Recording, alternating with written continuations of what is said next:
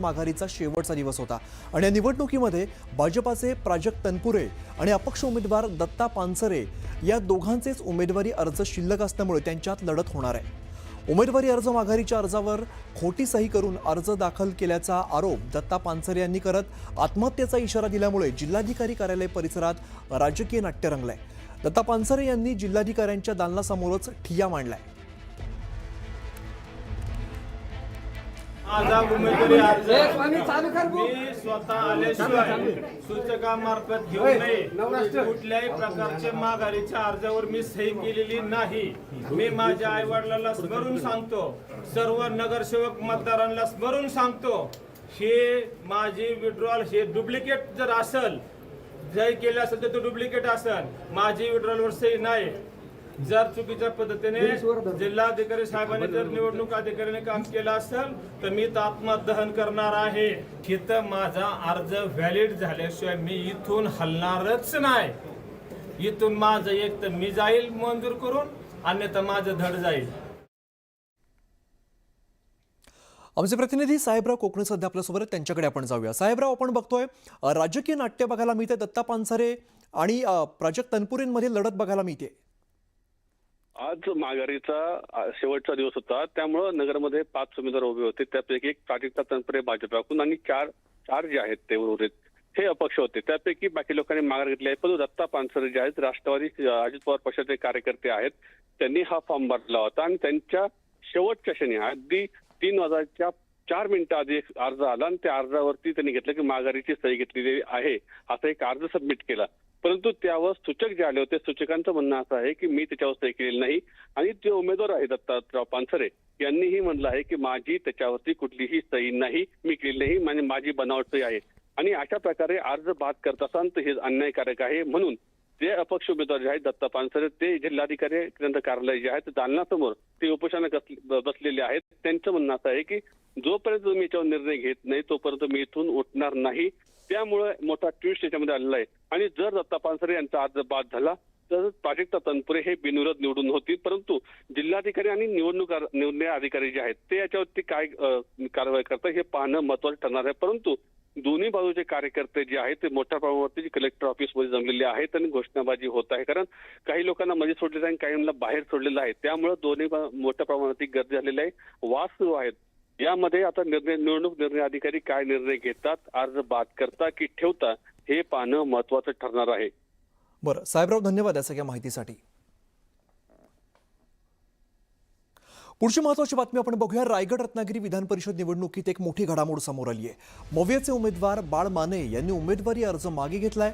मंत्री नितेश राणेंसोबत बाळ मानेंनी जिल्हाधिकारी कार्यालयात जात आपला अर्ज मागे घेतलाय। मवियाच्या इतर घटक पक्षांच्या नगरसेवकांच्या सह्या सूचक म्हणून न मिळाल्यामुळे अर्ज मागे घेत असल्याचं बाळ मानेंनी सांगितलंय। तर घोडेबाजार सुरू असताना निवडणूक लढणं योग्य नसल्यामुळे माघार घेत असल्याचं त्यांनी सांगितलं। तर बाळ मानेंनी अर्ज मागे घेतल्याने महायुतीचे उमेदवार अनिकेत तटकरे यांची बिनविरोध निवड झालेली आहे। तर दुसरीकडे बाळ मानेंची ठाकरेंच्या सेनेतून हकालपट्टी करण्यात आली आहे।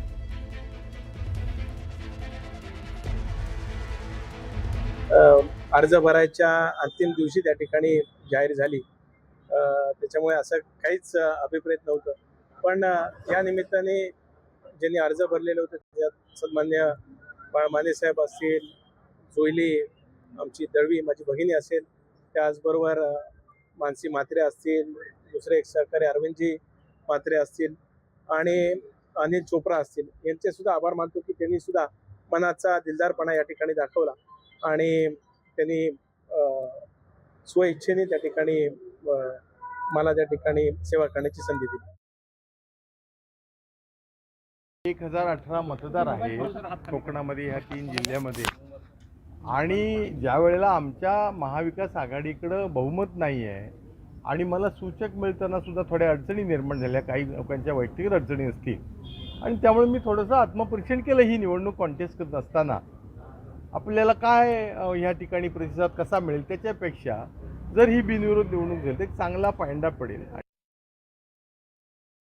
आणि बाळ माने साहेब हे अनुभवी आहेत, आमदार राहिलेले आहेत, ह्यांना हे काय लहान वयातला विषय नाही आहे, त्यांना बरं वाईट काय सगळ्या गोष्टी माहिती आहेत आणि म्हणून वरिष्ठ पातळीवर ठरलेला जो काही निर्णय होता त्याच्या अंमलबजावणी करण्याचं काम एक कार्यकर्ता म्हणून मी करतोय. मी या रत्नागिरीचा संपर्क मंत्री पण आहे, कोकणामध्ये काम करणारा भारतीय जनता पक्षाचा कार्यकर्ता आहे आणि म्हणून महायुतीचा प्रतिनिधी म्हणून आज मी बाळमाने साहेबांबरोबर इथे आलेलो आहे आणि आज त्यांनी आमच्या वरिष्ठ पातळीवर त्या सगळ्या नेत्यांच्या शब्दाचा मान ठेवून आणि एकंदरीत ती काय राजकीय परिस्थिती त्यांना त्यांच्या अनुभवापोटी जी दिसली त्याप्रमाणे त्यांनी तो निर्णय घेतलेला आहे. कारण आता बिनविरोधच झालेले, आता मलाही त्यांचे फोन आले सुनील तटकरे यांच्या आणि अनिकेत तटकरे यांचा की ही जागा बिनविरोध आम्हाला झाली. आता त्यांनी त्यांच्या परीने जे काय त्या उमेदवारांना भेटून सांगितलं असेल काय आणि त्याच्यामुळे त्यांनी माघारपाळी घेतली असेल. उबाटाचे बाळमाने होते, भारतीय जनता पार्टीचे अरविंद म्हात्रे होते आणि त्या लोकांचा आम्ही तर कालच घेतला होता आमच्या महेंद्र शेठ दळवींच्या मुलीचा. त्यामुळे आमचा जो मोठे जे काही हे होती ते आम्ही बाजूला झालो होतो. त्याचबरोबर सर्व नगरसेवक नगरसेविका भगिनी पंचायत समिती सभापती या सर्वांचेच मी आज या निमित्ताने मनापासून आभार मानू इच्छितो आहे. राजकारणामध्ये वावरत असतानाच शेवटी संयम, समन्वय आणि परस्परांच्या बद्दलचा असलेला आदर हे योग्य पद्धतीने राखला तर त्याच्यातून एक पाठबळ पूर्णपणाचं त्या ठिकाणी मिळू शकतं. कमालीच्या या संबंध निवडणुकीमध्ये चांगलं यश त्या ठिकाणी मिळालं.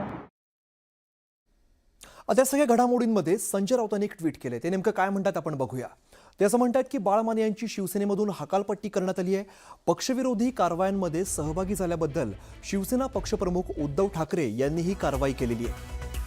महाविकास आघाडीचे उमेदवार बाळ माने यांची शिवसेनेतून हकालपट्टी करण्यात आली आहे. पक्षविरोधी कारवाया केल्याबद्दल पक्षप्रमुख उद्धव ठाकरे यांच्या आदेशाने ही कारवाई करण्यात आली आहे.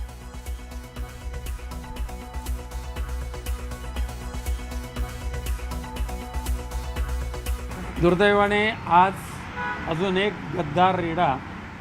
गद्दारीचा रेडा बळी पडलेला आहे.